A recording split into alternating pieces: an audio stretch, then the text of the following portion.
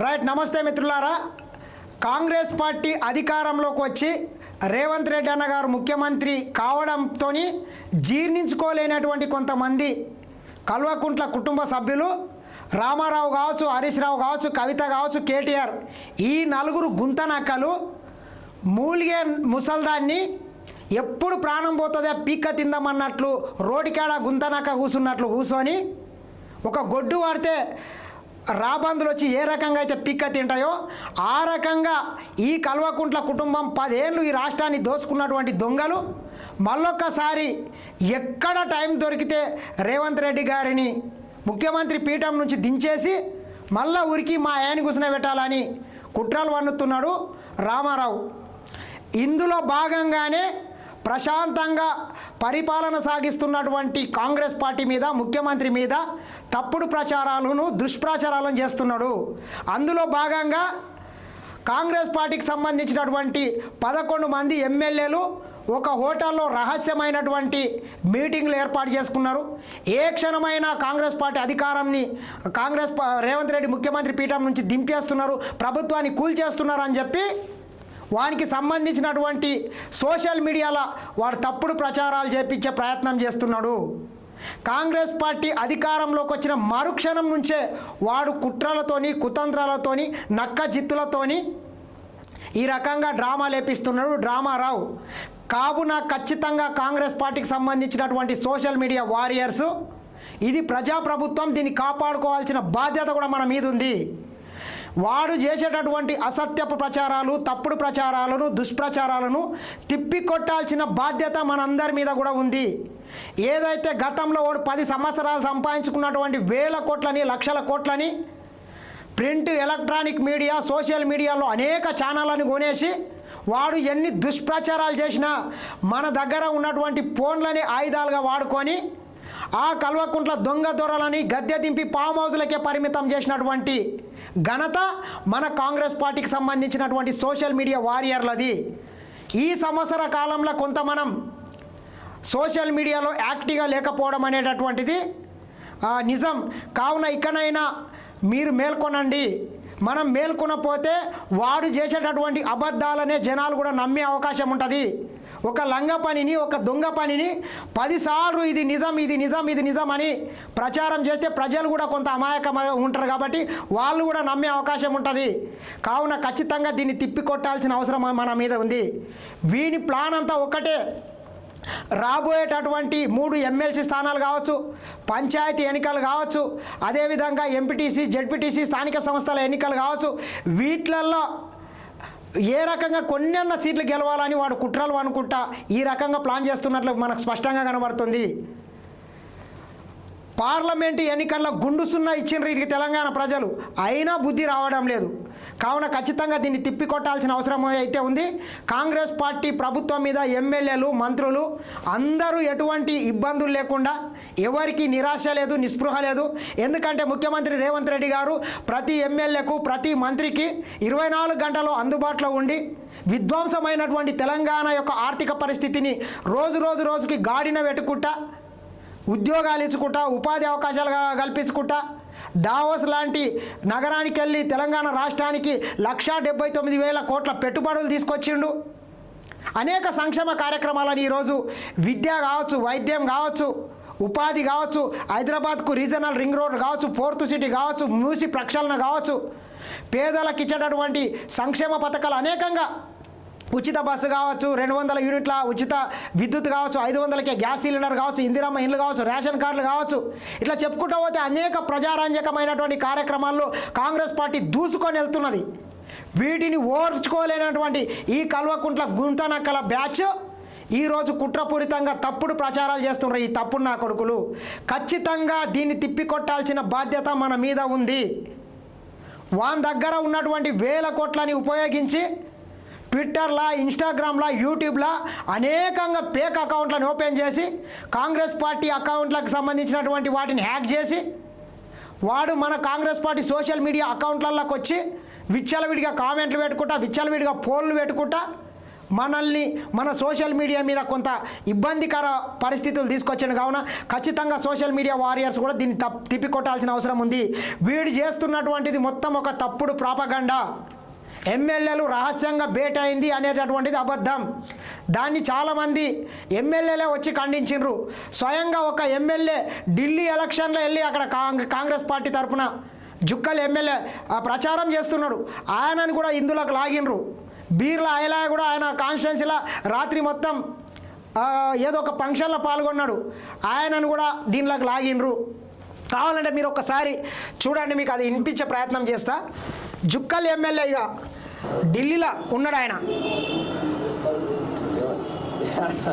దాని గురించి వీడియో చేస్తాను, ఒక్క నిమిషం.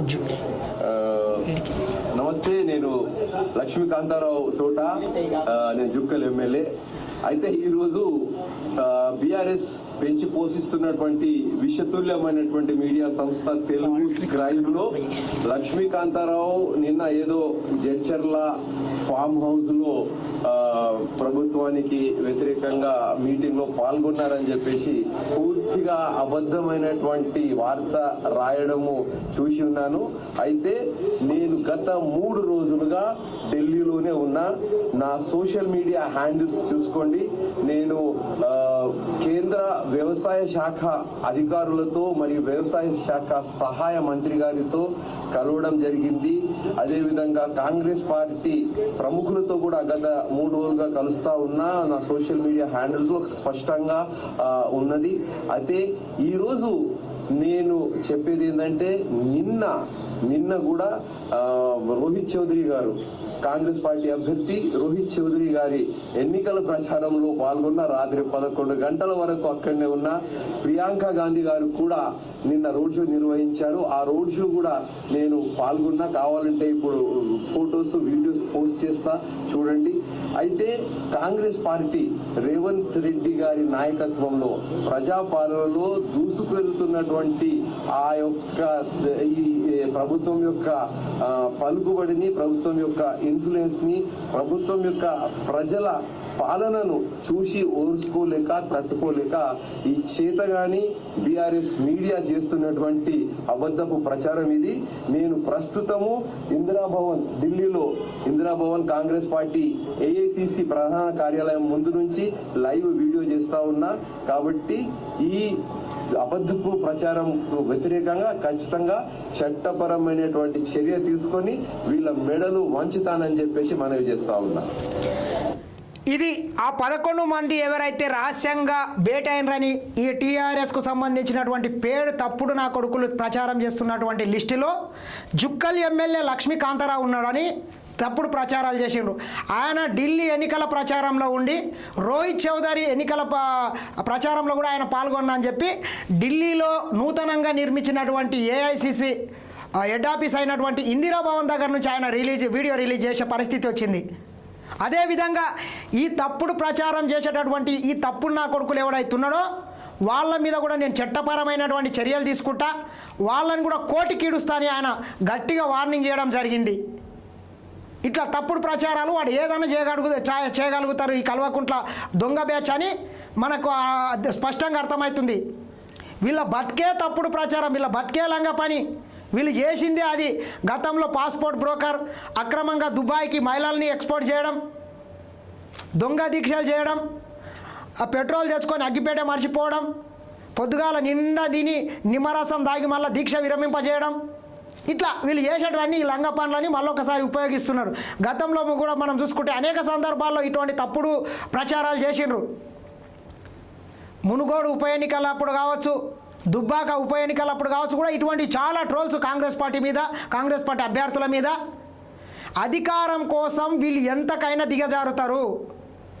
లాస్ట్కు రోత తినడానికి కూడా సిద్ధం ఈ కల్వకుంట్ల దొంగల బ్యాచ్. దీన్ని ఖచ్చితంగా మనం తిప్పికొట్టాల్సిన అవసరం అయితే మన మీదనే ఉంది. మరొకసారి మన బీర్లా ఐలయ్య గారు కూడా మాట్లాడిండు, ఒకసారి మనం చూడండి. చీఫ్ విప్ ఉన్నాడు ఆయన, ప్రభుత్వ చీఫ్ విప్, ఆయన కూడా మాట్లాడిండు.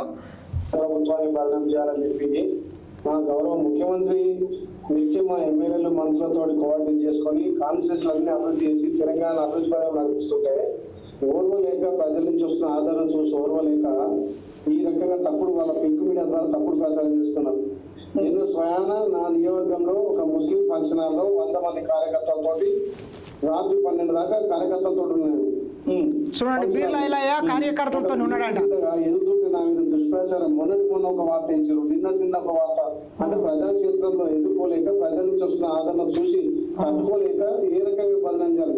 అదే మా గౌరవ ముఖ్యమంత్రి మా నియోజకానికి ఇలా గంధమల ప్రాజెక్ట్ శాంక్షన్ చేసిండు, 210 కోట్లతోటి మిషన్ భగీరథ చేసిండు, ఇంచుమించు 500 కోట్లతోటి మాకు ఆలయ అభివృద్ధి అవుతుంది. ఇక్కడ పునాది కాలువ, ఇక్కడ గంధమల్ల మా ఉత్తమ్ కుమార్ రెడ్డి గారి నాయకత్వాన ఇలా 2-3 నెలల నుంచి గోదావరి 4 పారుతున్నాయి. ప్రధానంగా ఇక్కడ మంత్రి గారు మంత్రులంతా కలిసి పని చేస్తారు. మంచి అన్నం లెక్క రాష్ట్ర పరిపాలన ప్రజాపాలన జరుగుతుంది.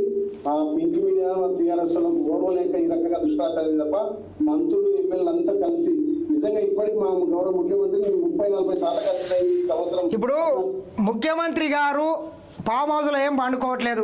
ఈయన అయ్యలేక ఫామ్ హౌస్లో అయితే వండుకోడు. ఆయన ప్రతి నిత్యం మంత్రులకు ఎమ్మెల్యేలకు అందుబాటులో ఉంటాడు. మీ అయ్యేలాక అమాసక్ పుణ్యానికి కాదు, 6 నెలలకు కూడా ఒక్కరోజు ఒక్క ఎమ్మెల్యేలు కానీ మంత్రులను కూడా కలవకుండే.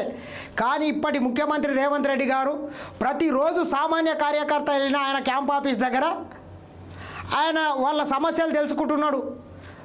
మంత్రులని, ఎమ్మెల్యేలని, ప్రజాప్రతినిధులని, ఎంపీలని ఇంటికి పిలిపించుకొని వాళ్ళ సమస్యలు ఏంటివి, ఏ రకంగా ముందుకెళ్ళాలి అని ఆయన ఫీడ్బ్యాక్ తీసుకుంటున్నాడు, సలహాలు తీసుకుంటున్నాడు, సూచనలు తీసుకుంటున్నాడు. పైగా వీళ్ళంతా ముఖ్యమంత్రి గారికి అత్యంత సాన్నిధ్యంగా ఉండేటటువంటి నాయకులు. వీళ్ళు తప్పుడు ప్రచారం చేస్తున్నటువంటి దాంట్లో ముఖ్యంగా ఎక్కువ మంది మా ఉమ్మడి మహబూబ్ నగర్కి సంబంధించినటువంటి ఎమ్మెల్యేలే ఉన్నారు లిస్టులో. జానంపల్లి అనిరుద్ధ్ రెడ్డి ఉన్నాడు జడ్చర్లకు సంబంధించి. అదేవిధంగా రాజేశ్వర్ రెడ్డి, కూచుకుళ్ళ రాజేశ్వర్ రెడ్డి నాగర్ కర్నూల్, మెగారెడ్డి వనపర్తి, ఎన్ఎం శ్రీనివాసరెడ్డి మహబూబ్ నగర్. వీళ్ళంతా మా ఉమ్మడి మహబూబ్ నగర్ జిల్లాకు సంబంధించినటువంటి ఎమ్మెల్యేలు. వీళ్ళతో పాటు సంజీవరెడ్డి అంట నారాయణఖేడు, అదేవిధంగా భూపాల్ రెడ్డి నిజామాబాద్ రూరల్, దొంతి మాధవరెడ్డి నర్సంపేట, మురళీ నాయక్ మహబూబాబాద్. ఇట్లా కాంగ్రెస్ పార్టీకి సంబంధించినటువంటి కరడు కట్టినటువంటి కాంగ్రెస్ వాదులు వీళ్ళంతా సుదీర్ఘకాలంగా కాంగ్రెస్ పార్టీలో పనిచేసినటువంటి వాళ్ళు, రేవంత్ రెడ్డికి అత్యంత సాన్నిధ్యం కలిగినటువంటి అనుచరులుగా భావించేటటువంటి వ్యక్తులు. వీళ్ళని తప్పుడు ప్రచారం చేసి రేవంత్ రెడ్డి ముఖ్యమంత్రి పదవులు ఉండొద్దు, మళ్ళొచ్చి మా ఆయనే కూర్చునాలి అనేటటువంటి విధంగా వీళ్ళ వ్యవహారం ఉంది. నెలలో కనీసం 40 సార్లు నిన్న మొన్న కూడా మా ముఖ్యమంత్రి మాట్లాడాం, మా మంత్రులతో మాట్లాడాం. వీళ్ళు ప్రజలు చూసిన ఆదరణ చూసి ప్రజాపాలన చూసి తట్టుకోలేక మాట్లాడుతుంది తప్ప ఎక్కడ కూడా ఏ గుంపులు మా గౌరవ ముఖ్యమంత్రి నాయకత్వం పనిచేస్తాయి. ఈ 5 ఏళ్ళు కాదు, ఇంకా 10 ఏళ్ళు కూడా కాంగ్రెస్ పార్టీ ప్రజాపాలన నిర్వహిస్తుంది. వీళ్ళకి చాలా దాకా అధికారమైన అక్కడితోటి ఈ రకంగా బంధం చేస్తుంది. దేవుడి నుంచి గెలిచిన నుంచి మీ ప్రభుత్వాన్ని కూడగొట్టమంటున్నారు. ఎమ్మెల్యేల మీద సోషల్ మీడియా ద్వారా ఒక్కొక్క ఎమ్మెల్యే టార్గెట్ చేస్తున్నారు. మొన్న నాన్న దుష్ప్రచారం చేస్తున్నారు. ఆయన ఒక బీసీ బిడ్డగా తట్టుకొని ముందుకు పోతారు కాబట్టి ఈ రకంగా ప్రచారం చేస్తాడు. ఎక్కడ కూడా ఏ ఎమ్మెల్యే కూడా మీరొక్కరు వెళ్ళకపోతే బీసీలు అసలు రాజకీయంగా ఎదగనియనటువంటి దరిద్రులు ఇల్లు. వాళ్ళ ఇంటిల్లి పాది మాత్రమే రాజ్యాన్ని అధికారాలను అన్నిటి అనుభవించిండ్రు. గత 10 సంవత్సరాల అధికారంలో ఉన్నటువంటి వీళ్ళు ఫస్ట్ 5 సంవత్సరాలు క్యాబినెట్లో ఒక మహిళను తీసుకోలేదు. అసలు ఒక్క బీసీ మంత్రిని కానీ బీసీ ఎమ్మెల్యేని కానీ వాళ్ళు పేరుకు పదవులు ఇచ్చారు, కానీ వాళ్ళు ఏ రోజు కూడా వాళ్ళ నిధులు సక్రమంగా నిర్వహించలేదు. మళ్ళీ ఈరోజు ఒక దళితుల మీద బీసీల మీద చిన్న చూపు వీళ్ళకి దొరలు కాబట్టి ఆ రకంగా బీర్లాయల మీద ఈ రకంగా మాట్లాడుతున్నారు. చూడండి, వాట్సాప్లో మాట్లాడడం జరిగింది, దీనిలో ప్రెస్ మీట్ కూడా ఇవ్వడం జరిగింది. ఏ ఎమ్మెల్యే ఎవరు పోలేదు, ఎవరు కూడా ఎక్కడ బ్రహ్మాండంగా మా గౌరవ ముఖ్యమంత్రి మాత్రం సహకారంతో అభివృద్ధి చేసుకుంటాం. ఇంకెక్కడ ఉన్నదల్లా టీఆర్ఎస్ కాంగ్రెస్ పార్టీ మీద అక్కడితో మాట్లాడుతున్నారు. అసంతృప్తి నియోజకాలు ఎట్లా అభివృద్ధి అయినాయి, మా తిరుపతి ఇంకా ఆలయాలు మారిపోతున్నాయి. మా ఉత్తమ్ కుమార్ రెడ్డి కానీ, మా కోమటిరెడ్డి వెంకరెడ్డి గారు కానీ, మా పొంగుల శ్రీనివాస్ రెడ్డి కానీ మాకు చాలా సహాయం చేస్తారు. ఒక తమిళ కన్నా ఆదరించి ఆలయాలకు ఎక్కువ నిధులిస్తారు. ఇంకా వాళ్ళ ఎలక్షన్ దృష్టిలో పెట్టుకొని ఇలా సెంట్రల్ లో పార్లమెంట్ లో బడ్జెట్ ప్రవేశపెట్టారు. బడ్జెట్ మీద చర్చించి ఆ బడ్జెట్ చూసి మహారాష్ట్రలో ఎట్లా బడ్జెట్ చేయాలి, దాని మీద ఎట్లా తెలంగాణ ప్రజలకు మెయిన్ చేయాలి, కేంద్రం నుంచి ఏం బడ్జెట్ వస్తుంది, మేము ఎట్లా చేయాలి, రేపు స్థానిక సంస్థల మీద, రేపు బీసీ ప్రోగ్రాల మీద. వీళ్ళకి ఎంతసేపు బీర్లా ఇలాయ్ గారు అన్నట్లు తెలంగాణకు బడ్జెట్లో అన్యాయం జరిగింది, దాని గురించి మాట్లాడరు. 10 ఏళ్ళ అధికారంలో ఉండి ఈ రాష్ట్రాన్ని అప్పుల కుప్ప చేసిండ్రు. అప్పుల కుప్పలో కూరుకుపోయినటువంటి ఈ రాష్ట్రాన్ని ఏ రకంగా ముందుకు తీసుకెళ్లాలని చెప్పి ప్రతిపక్ష నాయకుడు అసెంబ్లీకి రాడు, సలహాలు ఇయ్యడు, సూచనలు ఇయ్యడు. ఆడ ఫామ్ హౌస్లో నిన్న తాగి పండుకొని ఇక పొడుస్తా నడుస్తా, ఇక నేను కొడితే మామూలుగా ఉండదు అని ఆయన డ్రామాలు వేస్తుంటాడు. ఆయన డ్రామాలు వేస్తుంటే ఈ డ్రామా రోడ్ల మీద అచ్చోచిన ఆంబోతులాగా తిరుక్కుంటా ప్రభుత్వాన్ని ఈ రకంగా అస్థిరపరిచే విధంగా ఆయన కుట్రాలు చేస్తున్నాడు. ఇంకోడు అంటాడు అనిరుద్ధ్ రెడ్డి అంట, మరో ఏక్నాథ్ షిండే అంట. ఏక్నాథ్ షిండే కానీ ఇక్కడ రేవంత్ రెడ్డి ఉన్నాడు, ఉద్ధవ్ ఠాక్రే లేడు, అది గుర్తుపెట్టుకోండి. నా అంత పీకుడుగా లేడు. ఈ రాష్ట్రానికి నేనే కింగు, నేనే రాజు, నేనే మంత్రి అని విర్రవీగినటువంటి మీ అప్పనే ఫామ్ హౌస్కు పరిమితం చేసాడు. మీ అప్పనే తెలంగాణ ప్రజల ముందుకు వచ్చి ముఖం చూపించుకోలేకపోతున్నాడు. కేటీఆర్ విన్నావా, నీ అప్ప వల్లనే కాలేదు రేవంత్ రెడ్డి ముందు ఆయన ఢీ కొట్టడము మీ అప్పకే చేత కాలేదు. నీవెంత ఆఫ్టర్ ఆల్ అమెరికాలో బాత్రూములు కడిగి వచ్చినవి. ఇక్కడన్నా ఇటువంటి లంగా వ్యవహారము తప్పుడు ప్రచారాలు మానుకుంటే బాగుంటుంది. కమిషన్ ఇవ్వబోతుంది. దాని మీద చేసి 5 నాడు మంత్రివర్గ సమావేశంలో బీసీ రిజర్వేషన్ పెంచి 7 తారీఖు అసెంబ్లీలో దాని మీద బిల్లు పాస్ చేసుకోవడానికి ఏం డిమాండ్ చేయడానికి మా ముఖ్యమంత్రి గారు మంత్రులు నిరంతరం ఎప్పుడు పెట్టుకుని కూరలు పెట్టింది కాదు కదా. అంతేగాని వాళ్ళు కాంగ్రెస్ పార్టీలో అసంతృప్తి లేదు. అందరం కలిసిమెలిసిగా తెలంగాణలో ప్రజాపాలన నిర్వహిస్తున్నాం.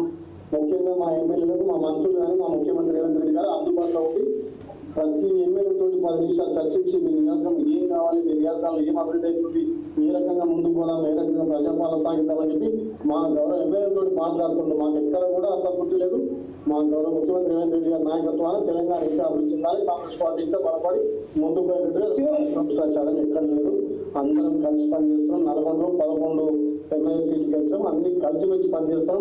అన్ని నియోజకాలు అభివృద్ధి చేసుకోవడానికి ముందు పోతాం తప్ప మా మంత్రుల మధ్యలో, మా ఎమ్మెల్యే మధ్యలో ఎక్కడ కూడా ఏ విధమైన విభేదాలు లేవు. అందరం కలిసికట్టుగా పనిచేస్తాం. కాంగ్రెస్ పార్టీ గౌరవ ముఖ్యమంత్రి రేవంత్ రెడ్డి గారి నాయకత్వాలు పనిచేస్తాం. కాంగ్రెస్ వారిగా గత 30 ఏళ్ళ నుంచి కాంగ్రెస్ పార్టీ నమ్మకం పనిచేస్తున్నాం. మా గౌరవ ముఖ్యమంత్రి రేవంత్ రెడ్డి గారి నాయకత్వాన్ని కాంగ్రెస్ పార్టీ ఇంకా బలోపేతం చేసుకొని ప్రజాపాలన అందించడానికి కలిసికట్టుగా పనిచేస్తాం. ఇది బీర్లా ఇలాయ్ గారు స్పష్టంగా చెప్పాడు. మరి దీని మీద ఈ తప్పుడు ప్రచారాలు చేసినటువంటి దొంగలు ఏం సమాధానం చెప్తారో వేచి చూద్దాం. ఖచ్చితంగా చక్కగా అయ్యబ్బ కుడితే ఇటువంటి తప్పుడు ప్రచారాలు చేయరు మీడియా వాళ్ళు కూడా. వాడిచ్చేటటువంటి ముష్టి పైసలకు ఆశపడి మీరు ఈ రకంగా తప్పుడు ప్రచారం చేస్తే తెలంగాణ ప్రజలు చీ కొడతారు, ముఖం మీద ఉమ్మేస్తారు. ఎందుకంటే కొంచెం మీకు వాడు పైసలు ఇవ్వకపోతే మీ మీడియా సంస్థల్ని, మీ సోషల్ మీడియా అకౌంట్లని మెయింటైన్ చేయడం కొంచెం కష్టం కావచ్చు, దాన్ని మేము అర్థం చేసుకుంటాం. కానీ లేనిది వాడిచ్చేటటువంటి ముష్టికి ఆశపడి తప్పుడు ప్రచారాలు చేస్తే మాత్రం తెలంగాణ ప్రజలు మిమ్మల్ని ఒక విలన్గా చూస్తారు. ఇకనైనా ఇటువంటి లంగా వార్తలు, దొంగ వార్తలు, తప్పుడు వార్తలు వేసే ముందు కొంచెం 1-2 సార్లు ఆలోచన చేసి వార్తలు వేస్తే బాగుంటుంది.